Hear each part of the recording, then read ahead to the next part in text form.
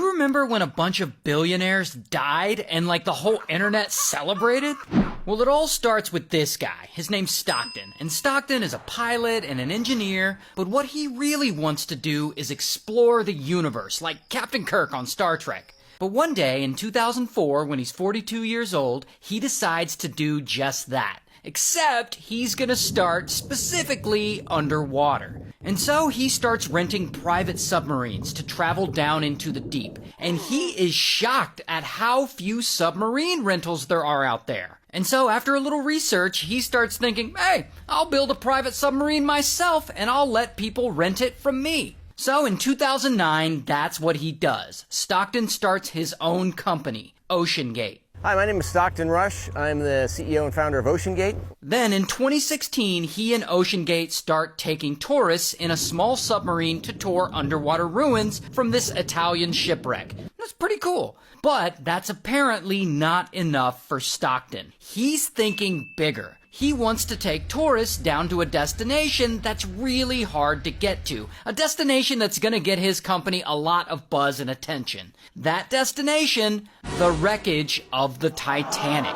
And so Stockton gets to work and he starts designing a submarine that can withstand the pressure of the ocean at 13,000 feet deep. And old school standard submarines, they're too expensive and way too big. And Stockton, he wants his to be cheap. And so, boom, he starts building it. He apparently cuts some corners on the material he uses on it, and he adds a bunch of other pre-made parts so that OceanGate can save some money. And he also installs a Logitech video game controller to steer it. Now, he does get a lot of criticism for this, but I actually looked into it, and it's apparently not uncommon to use Logitech video game controllers to control certain parts of submarines. So he's not entirely crazy for installing one on his, apparently.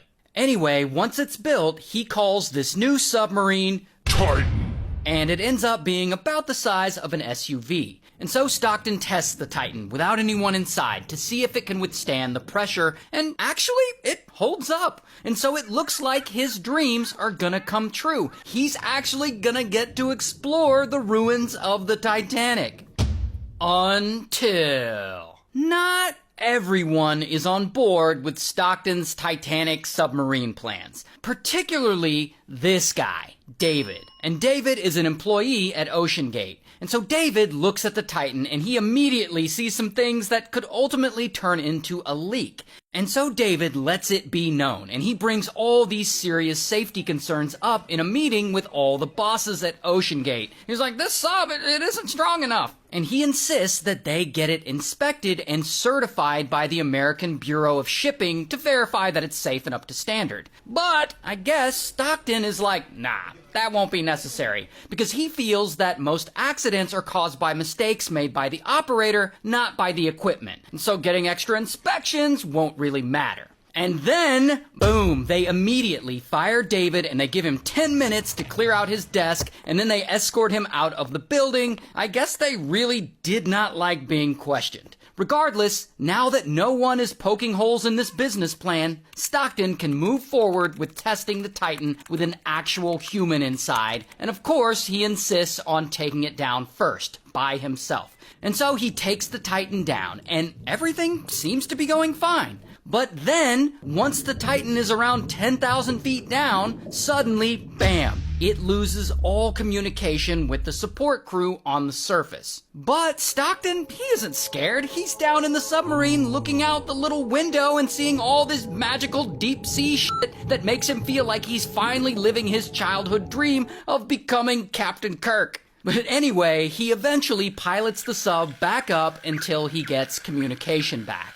Now, that little test run would suggest that this sub isn't exactly safe. But old Stockton, he doesn't seem to be bothered by this. In fact, at one point, he's quoted as saying, you know, at some point, safety is just pure waste. I mean, if you just want to be safe, don't get out of bed.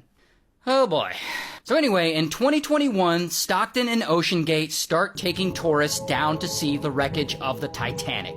All for the low, low price of $250,000 a person. So basically, you gotta be super wealthy to engage in this. And they take, I believe, 13 expeditions down to see the wreckage, and most of these trips are in fact successful. However, they do lose communication with the surface a bunch of times during some of them, and apparently the Titan has over 118 different major and minor technical issues, including one time the battery died and passengers got trapped inside the sub for 27 whole hours, which is definitely enough to make me say, fuck all that, but I don't know, I guess these billionaires are just built different because they keep paying the money and they keep going. And by 2023, Stockton and his company OceanGate, they're getting a lot of attention from the news media. So this is great for him. I mean, more media means more attention and therefore more customers. And so that summer, Titan heads out for its next expedition.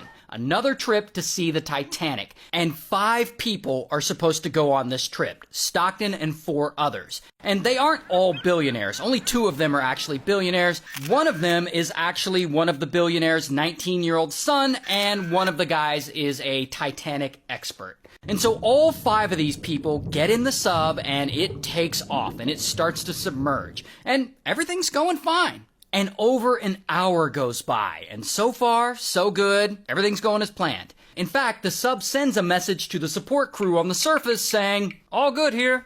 And so, I assume they're all chilling in this tiny little sub, looking out the windows or whatever, checking out the fish. And then, suddenly, out of nowhere, boom, they lose power. And the Titan slowly tilts, and it starts to nosedive toward the ocean floor. And all the passengers are now sitting in the pitch dark like, what the fuck is going on? And this goes on for about 60 seconds. And now they're panicking. Like, why did they lose power? Is this the end for them? And then, boom, the Titan implodes. And it crushes everyone like a soda can. I guess it wasn't constructed right, and it was under too much underwater pressure. And all 5 people on board die instantly. And it's not dramatic, it's not long and drawn out suffering, it's instant death within milliseconds. So they felt nothing. And here is actually footage of a piece of the sub they later found on the ocean floor. Now, there is some speculation that the 5 passengers did not lose power before the sub imploded, that it just imploded instantly and there was no panicking and no darkness or anything like that. But the truth is, we actually don't know for sure. And so then, this story breaks, and it's all over the news. And then the internet hears about it, and they are ruthless. Like, they fucking celebrated these 5 people's demise. Do you remember that? Like, the general consensus when this happened was, yeah, fuck those billionaires. Like, they deserved it. Like, what? And people are, like, making memes out of it? Tons of memes. Like, these people were just trying to explore the ocean, and the internet is over here dancing on their grave. It was wild.